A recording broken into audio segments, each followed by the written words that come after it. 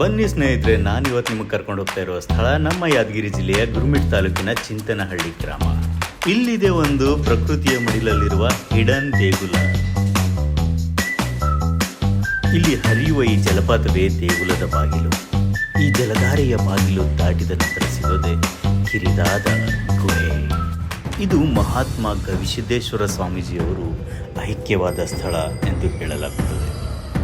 ಇಲ್ಲಿಗೆ ಬಂದು ಶ್ರದ್ಧೆ ಭಕ್ತಿಯಿಂದ ಈ ದೇವರಲ್ಲಿ ಬೇಡಿಕೊಂಡರೆ ತಮ್ಮೆಲ್ಲ ಮನೋಕಾಮನೆಗಳು ಪೂರ್ಣಗೊಳ್ಳುತ್ತವೆ ಎಂಬ ನಂಬಿಕೆ ಇದೆ.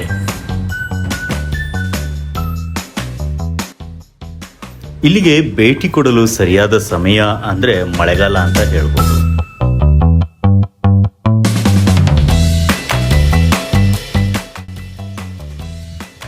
ನಿಸರ್ಗ ದೇವತೆಯೇ ನೆಲೆಸಿರುವ ಈ ತಾಣವನ್ನು ನೋಡುವುದು ಸಹ ಕಣ್ಣಿಗೆ ಒಂಥರ ಹಬ್ಬ.